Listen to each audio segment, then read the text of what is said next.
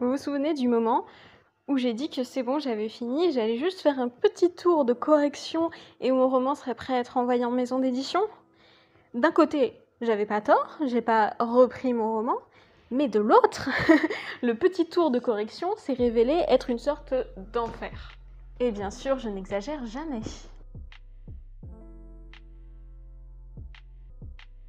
Honnêtement, j'en peux plus de ce roman. Je l'aime beaucoup, mais je peux plus le relire. Mon cerveau ne fonctionne plus dans ce genre de circonstances. Je peux relire des erreurs d'orthographe, des répétitions de mots ou des phrases qui n'ont pas de sens sans le remarquer. Je l'ai trop vu. C'est quelque chose, je pense, que tout le monde expérimente. Hein. Lorsqu'on a trop travaillé sur un texte, on n'a vraiment plus la moindre objectivité, même pour les trucs basiques. Ce qui fait que j'aurais pu essayer de me forcer à utiliser certaines techniques pour forcer son cerveau à regarder le texte d'un œil neuf. Je sais par exemple qu'un truc qu'on conseille parfois, c'est de lire le texte, mais à partir de la fin, phrase par phrase, la dernière phrase, puis l'avant-dernière, etc. Comme ça, on n'est pas trop distrait par l'histoire, l'intrigue, etc. Et on voit vraiment juste les mots, et la structure, la syntaxe et tout ça. J'aurais pu faire ça. Sauf que ce roman fait 200 pages. Malgré tout, j'ai atteint un petit peu un certain point où je fatigue et que c'était trop pour moi. Honnêtement, je me sentais pas de me lancer dans, je sais pas, 3 semaines de correction. Et là, vous vous demandez peut-être, pourquoi tu ne demandes pas à quelqu'un d'autre? T'as bien des gens dans ton entourage qui n'ont pas lu ton roman, qui sont bons en orthographe. C'est vrai, mais honnêtement, j'ai déjà du mal à trouver des bêta-lectrices ou des bêta-lecteurs qui lisent mon roman de bout en bout. Alors, leur demander de faire un truc aussi chiant qu'une correction orthographique sur les 200 pages, c'est foutu. Je pense que raisonnablement je peux demander ça à personne. Comme je vous disais dans ma vidéo sur la bêta lecture, il y aura peut-être des gens qui vont me dire qu'ils ont envie de m'aider, qui vont proposer de participer à la relecture et tout ça, parce qu'ils se rendront pas compte exactement, mais c'est un énorme travail, c'est rébarbatif, c'est pas amusant. Et si c'est pas sur un projet qui vous tient à cœur et qui vous est personnel, je pense que vous irez jamais jusqu'au bout. Et je dis ça vraiment sans reproche ou sans amertume, c'est humain. Donc j'ai même pas essayé de demander à d'autres gens de m'aider avec la correction orthographique. Qu'est-ce qui me restait donc comme solution? Eh bien, demander à l'ordinateur de corriger pour moi.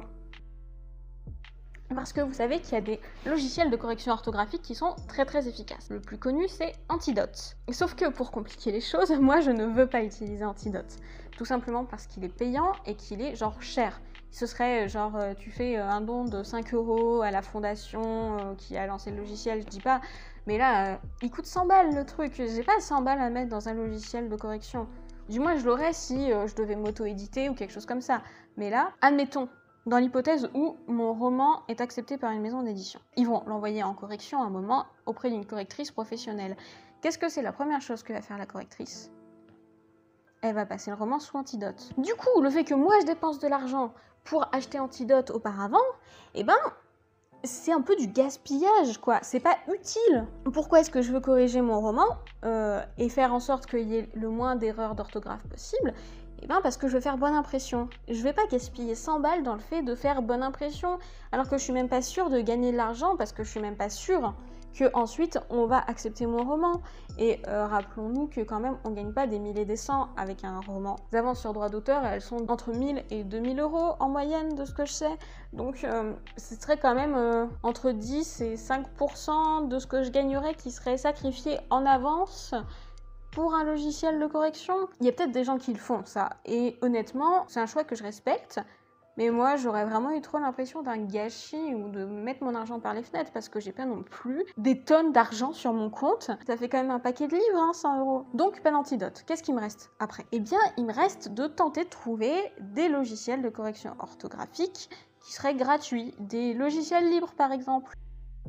Le truc des logiciels libres, c'est que souvent, et de manière assez incompréhensible si vous voulez mon avis, ils sont un peu moins bien connus et ils jouissent pas toujours de la réputation qu'ils méritent. C'est le cas par exemple de LibreOffice, que moi j'adore. Et donc, parce que je fais confiance au monde fabuleux du logiciel libre, et pas seulement parce que je suis une grosse radine, j'ai découvert un module qui s'installe sur LibreOffice et qui s'appelle Grammalect. Et Grammalect m'a rendu des services immenses, et vraiment j'en suis extrêmement reconnaissante. Parce que, vous savez, que pour les tirés des dialogues, on ne peut pas utiliser le petit tiré du 6.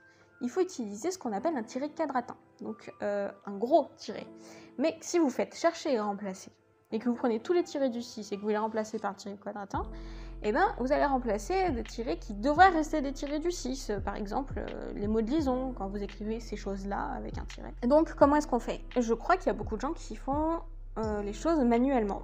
Et j'avais très peur d'y être obligée. Eh bien, Grammalect a résolu le problème pour moi, mais en 3 clics, parce qu'il y a une option où il propose de transformer les tirets du 6 en tirets quadratins seulement s'ils sont en début de paragraphe, c'est-à-dire seulement si ça correspond à l'emplacement des tirets de dialogue. Et ça, mais c'était tellement délicieux, c'était un gain de temps et surtout des nœuds au cerveau qui m'étaient évités, rien que pour ça. Je vous conseille d'installer Grammalect. Ensuite, Grammalect a fait la chasse à pas mal d'erreurs de typographie. Je ne sais pas à quel point c'est grave d'envoyer un manuscrit avec des espaces insécables qui manquent ou des erreurs de typographie diverses et variées. Mais malgré tout, au moins, je suis quand même assez contente de me dire que ma ponctuation est sans doute rigoureusement respectueuse des règles. Et puis, ensuite, c'est là où les choses deviennent un petit peu moins rigolotes. Il a fallu faire la chasse aux erreurs d'orthographe. Et là, vous pouvez pas cliquer sur un bouton et dire Grammalect, repère mes erreurs d'orthographe s'il te plaît et efface-les toutes. Non, évidemment que non. Et c'est comme avec l'option de correction orthographique classique de LibreOffice en fait, sauf que elle a été boostée et enrichie et honnêtement, elle est vraiment très efficace. Mais vous allez faire défiler tous les mots que Grammalect a repérés comme étant des mots potentiellement incorrects et c'est à vous de voir si la suggestion de Grammalect vous paraît bonne ou bien si vous voulez corriger autrement ou bien si en fait il s'agit de quelque chose que vous ne voulez pas enlever. Et ça, c'est très long. Malgré tout, c'est quand même super pratique parce qu'au lieu de relire tout le texte, vous allez sauter juste de mot en mot et vous allez lire un mot par page. Mais s'il y a 200 pages, c'est quand même 200 mots à lire et je pensais que ce serait fait en 3/4 d'heure et ça m'a pris plusieurs après-midi.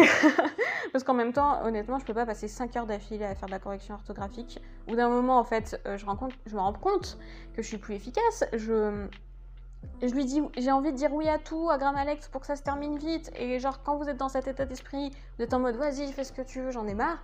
Il faut s'arrêter.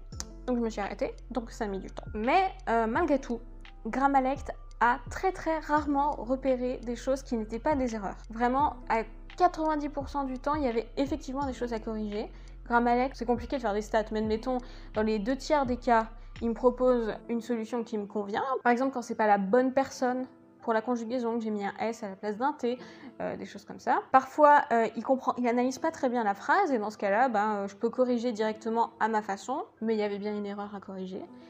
Et puis, de temps en temps, je suis pas d'accord avec Grammalect. Au début, j'avais activé une option aussi pour repérer les répétitions et ça rendait les choses encore plus lentes. Et puis en plus, Grammalect savait pas trop faire la distinction entre ce qui était vraiment des répétitions fautives et des choses qui étaient normales et voulues. C'est normal en fait que le logiciel soit pas capable de repérer les répétitions stylistiques, mais c'était vraiment très lourd pour moi. J'ai fini par désactiver l'option de montrer les répétitions. Et c'était peut-être pas 100% rigoureux, mais voilà, je connais mes limites. Il faut les accepter.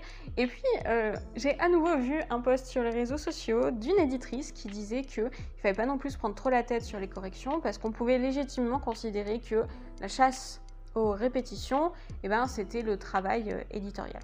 Donc voilà, au bout de quand même plusieurs jours, après m'être un petit peu cassé la tête, après m'être un petit peu fatiguée quand même sur mon document, avec le logiciel, j'ai réussi. Mon roman a atteint la meilleure version possible. L'orthographe a été corrigée au max, le style l'a été, l'intrigue a été travaillée, j'ai eu des relectures quand même de bêta lectrices. Et bien maintenant, il me reste plus qu'à faire une chose, c'est de rédiger mon dossier d'accompagnement pour pouvoir commencer à envoyer mon roman aux maisons d'édition.